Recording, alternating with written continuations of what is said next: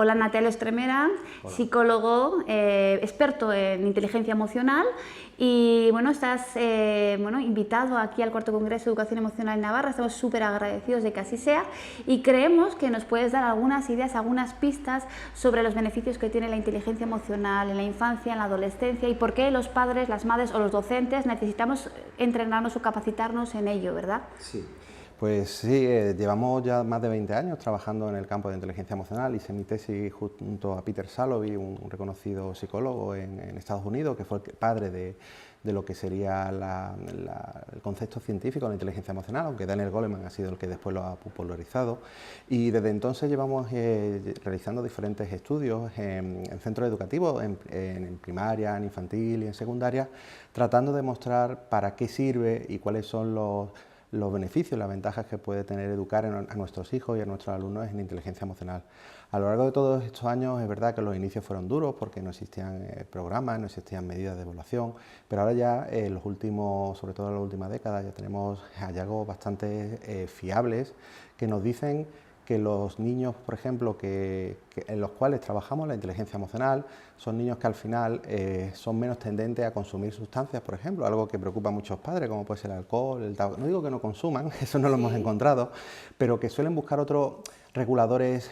internos y no esos que son externos cuando surge una frustración, cuando surge la tristeza, cuando surge la ansiedad o por suspender un examen o por una ruptura de tu pareja o de la novia o del novio. Ellos buscan en su propio repertorio, bueno, pues salir a dar un paseo, hablar con un amigo y no tanto, por ejemplo, pues consumir alcohol, consumir drogas ilegales, etcétera. Eso ya es un avance interesante y de hecho ya pues muchas de las políticas nacionales sobre el tema de la prevención de drogas están incorporando este tipo de cuestiones. Porque una cosa que sí sabemos es que los alumnos saben mucho sobre cuáles son los tipos de drogas que existen y eso se les forma sobre las desventajas que tiene consumir droga, los efectos nocivos para la salud y sin embargo siguen consumiendo. ¿Por qué? Porque al final hay que enseñar a los niños a que tenga en su repertorio, por ejemplo, a ser asertivo y a decir que cuando un colega o un amigo le dice, oye, pues tómate, pues él diga abiertamente, bueno, yo respeto que tú lo consumas, pero es que de verdad, que a mí no me hace falta nada de eso para estar una noche y pasarlo bien con vosotros. ¿Y habría alguna edad concreta que dices, hasta los 12, hasta los 14 años deberíamos estar dotando a nuestra infancia de recursos para que luego ellos puedan usarlos?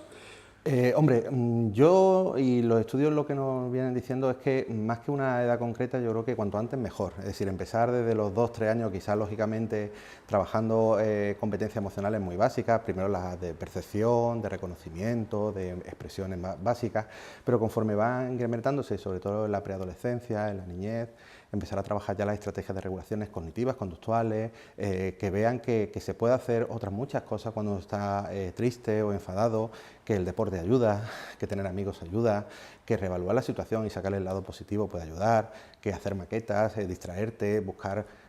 actividades que uno sabe que cuando las hace entra en algo que seguro que ha salido aquí, entra en flow, entra en algo que es atractivo, que le gusta y que le hace olvidarse de aquello que le ha generado la preocupación o la emoción negativa. Y un adulto que te está escuchando y que dice, yo que quiero eso para mis hijos, quiero esos beneficios, pero yo he recibido otra educación y no sé por dónde empezar, ¿no? ¿Cuál sería el primer paso?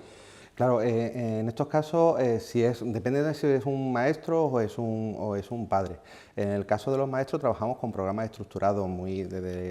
igual que se enseña además lo diré ahora después de la conferencia, igual se enseña las matemáticas, se enseña el lenguaje, empezamos con las vocales y luego empezamos sujeto, verbo, predicado y lo mismo ocurre en el ámbito emocional, trabajamos con las emociones más básicas, las que plantea Paul Ekman como las más reconocibles universalmente y posteriormente vamos trabajando a reconocer, a etiquetar, a comprender las causas, a las consecuencias más posibles o más probables que ocurren si las mantenemos en el tiempo y eso pues permite al docente tener una herramienta que permite conformar esa educación socioemocional desde la base desde lo más simple hasta lo más complejo. En el caso de los padres y de las madres, en el ámbito más familiar, en el ámbito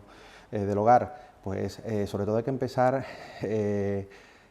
dejándole al niño expresar sus emociones, que a veces no lo dejamos, y sobre todo validando los estados emocionales que ellos sienten, no diciendo, no seas tonto, no te enfades, no tengas miedo. Bueno, ¿por qué no va a tener miedo? Un niño seguro que tiene miedo por muchas cosas, y ese tipo de comentarios lo único que hace es generar un efecto de supresión emocional que hace que al final le sea mucho más difícil entender por qué le ocurren ciertas cosas, ¿no? Entonces, validar las emociones y lógicamente, una vez que ya el niño se encuentra en un clima familiar en el que expresar las emociones es algo habitual, podríamos entrar ya en no decirle lo que tiene que hacer, pero sí decirle, oye, pues yo en tu caso, cuando me pasaba esto y era adolescente o era niño y mi padre me regañaba o sacaba malas notas, yo hacía, digo por si te puede ayudar, y empezar a ver que también tu padre y tu madre pues ha sentido miedo, ha sentido inseguridades, alguna vez pues lloraba,